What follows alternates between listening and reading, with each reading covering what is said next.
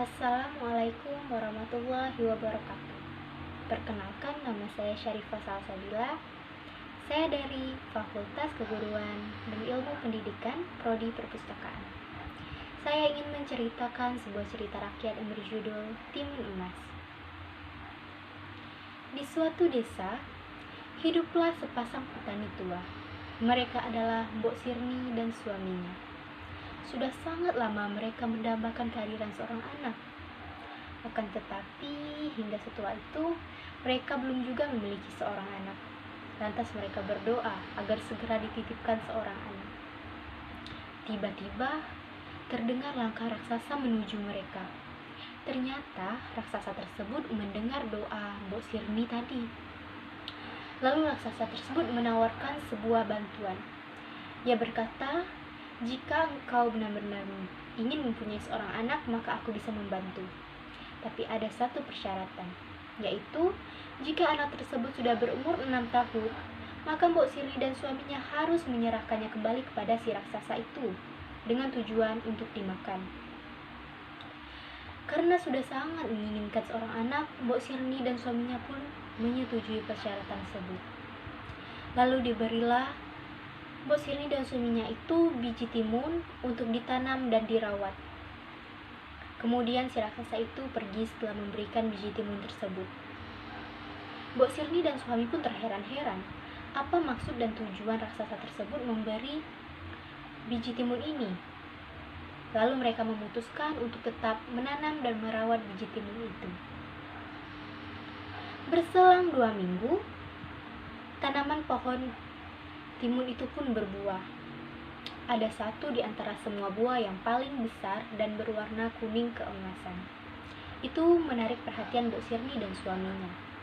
Lalu mereka memetik buah itu, membelahnya dengan hati-hati. Dan betapa terkejutnya mereka setelah dilihatnya di dalam buah timun itu ada sosok seorang anak kecil yang mungil dan lucu. Dia bayi perempuan. Betapa senangnya Mbok Sirni melihat itu. Dia sangat bahagia bahwa dia akan memiliki seorang anak, dan ia pun menamainya dengan Timun Emas. Mbok Sirni dan suaminya sangat senang dan bahagia melihat Timun Emas tumbuh menjadi gadis yang sehat dan cantik. Suatu hari, datanglah raksasa untuk menagih persyaratan yang sudah ia berikan dahulu. Ia meminta agar timun emas segera diberikan kepadanya untuk dimakan. Namun, karena rasa sayang dan cinta Mbok Sirni terhadap timun emas, ia berkata kepada si raksasa itu untuk tidak mengambilnya sekarang, karena timun emas masih terlalu kecil dan rasanya tidak akan enak jika raksasa tersebut memakan timun emas sekarang. Si raksasa pun menyetujui perkataan Mbok Sirni. Ia pun pergi. Kemudian Mbok Sirni merasa lega. Namun Mbok Sirni juga sangat khawatir jika 2 tahun yang akan datang si raksasa tersebut akan kembali menjemput timun emas untuk dimakan.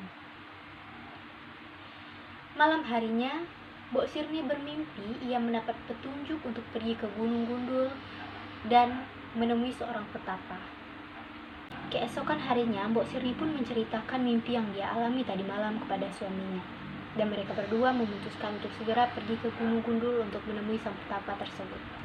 Dan benar saja, memang ada seorang petapa di Gunung Gundul tersebut. Mbok Sirni pun segera mendatanginya. Dan Mbok Sirni diberikan 4 bungkus penangkal, yaitu biji timun, jarum, garam, dan terasi. Sang petapa tersebut berkata bahwa ini adalah penangkal untuk timun emas. Sesampainya di rumah, Mbok Sirni segera memberitahu timun emas tentang hal ini. Ia mengatakan bahwa jika ada seorang raksasa datang ke rumah kita, maka kau berlarilah sekencang-kencangnya melewati pintu belakang rumah. Dan timun emas pun mengangguk setuju. Dia pun mengerti apa yang dikatakan ibunya. Dan hari yang dijanjikan pun tiba. Akhirnya sang raksasa itu datang kembali ke rumah Mbok Sirni untuk menjemput timun emas. Dengan alasan yang Mbok Sirni buat, yaitu timun emas sedang tidak di rumah. Ia sedang pergi bermain dengan teman-temannya. maka ia akan segera memanggil timun emas terlebih dahulu.